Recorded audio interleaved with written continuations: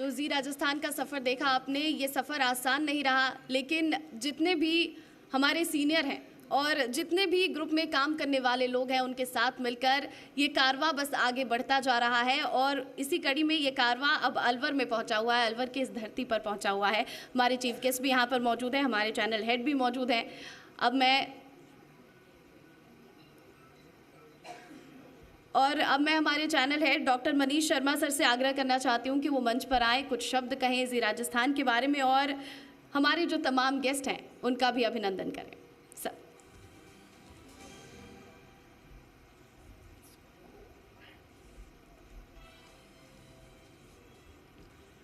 नमस्कार। अलवर यानी अरावली प्रकृति और सरिस्का का वो जिला जिसकी पहचान सिर्फ भारत में ही नहीं बल्कि पूरी दुनिया में है।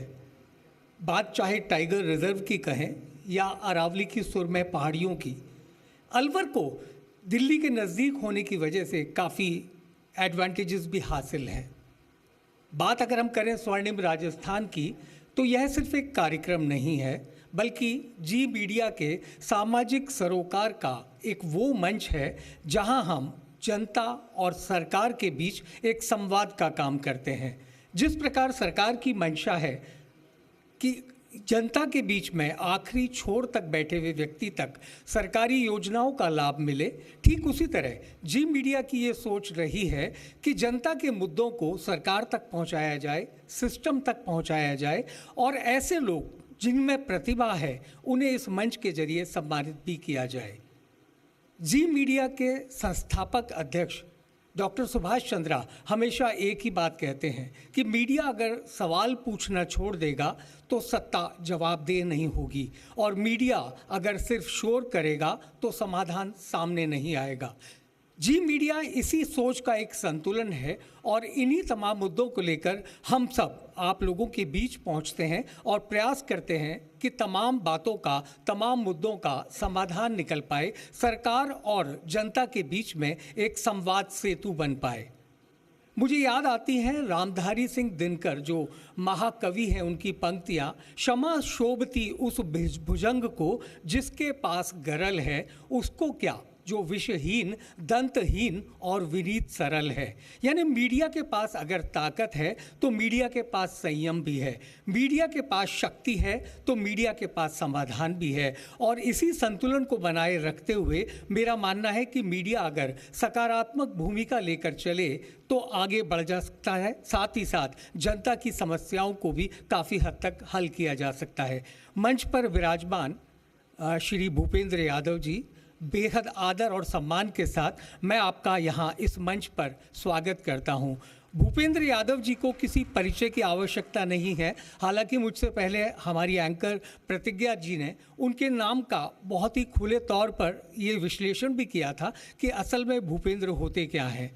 भूपेंद्र यानी जिनको कहा जा सकता है पूरे विश्व के राजा, और इस प्रकार का नृप अगर वन और पर्यावरण मंत्रालय संभाले तो हम सहज अंदाज़ा लगा सकते हैं, क्योंकि भूपेंद्र जी को मैं बहुत लंबे समय से जानता हूं और उनकी प्रकृति और नीति हमेशा मैंने एक ही देखी है। और अलवर के प्रिय और लाडले सांसद होने के बाद जो उन्हें परम सम्माननीय नरेंद्र मोदी जी ने जो प्रभार दिया है, ये निश्चित तौर पर अरावली और अलवर दोनों के लिए एक बेहद सौभाग्य का विषय है कि आज भूपेंद्र यादव जी को वन, पर्यावरण एवं जलवायु परिवर्तन जैसा बेहद महत्वपूर्ण मंत्रालय दिया गया। भूपेंद्र जी समय समय पर अलवर भी आते हैं और लगातार अपने लोगों से संवाद भी रखते हैं। तकरीबन 2 दशक से ज़्यादा समय से मैं उनको बतौर पत्रकार देखता रहा हूँ, चाहे चुनाव का समय रहा हो या कोई प्रकृति से जुड़ा मुद्दा, भूपेंद्र जी ने सदैव मीडिया के साथ आके अपनी बात को बेहद तार्किक अंदाज में रखा है। मैं जी मीडिया के इस मंच पर आदरणीय भूपेंद्र यादव जी का हृदय के अंतःकरण से बेहद स्वागत करता हूँ।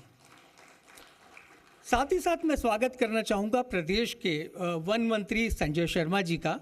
संजय जी से अक्सर यूं ही जयपुर में मुलाकात होती है और जब हमने उनको कहा कि ये कार्यक्रम है और आना है, और तो उनका ये कहना था कि आना आपको है, अलवर मेरा शहर है, मैं आपके स्वागत के लिए यहाँ मौजूद रहूँगा। और भाई संजय जी का हमेशा मीडिया के साथ जब भी इंटरेक्शन रहा है तो तुरंत जितने भी ज्वलंत मुद्दे हैं उनको लेकर के संजय जी ने बेबाकी से अपनी बात रखी है। मैं इस मंच पर भाई संजय शर्मा जी का भी स्वागत करना चाहूँगा। और चूंकि भूपेंद्र सर ने मुझे पहले ही समय की थोड़ी सी सीमा में बांध रखा है, हालांकि 18 मिनट मैंने उनसे ले लिए जो उन्होंने हमारे कार्यक्रम में देरी से पहुंचने की वजह से दिए, लेकिन मैं आप सब लोगों के बीच में ज़्यादा समय नहीं लूँगा। और आप तमाम अतिथि जो अलवर के यहाँ इस कार्यक्रम में पहुँचे हैं, इसके अलावा विभिन्न उद्योगों से जुड़े हुए लोग जिन्होंने इस कार्यक्रम को सफल बनाने के लिए हम सबको अपना बेहद महत्वपूर्ण योगदान दिया है, मैं आप सभी का स्वागत करता हूं। और अब मैं प्रतिज्ञा से चाहूँगा कि वो इस कार्यक्रम को आगे की ओर ले जाएं। जय जय राजस्थान, जय भारत।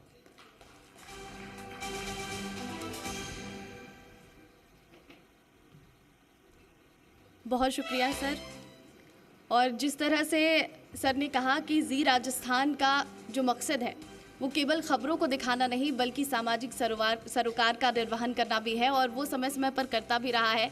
बहुत ही सुंदर शब्द कहे आपने, बहुत बहुत शुक्रिया सर आपका।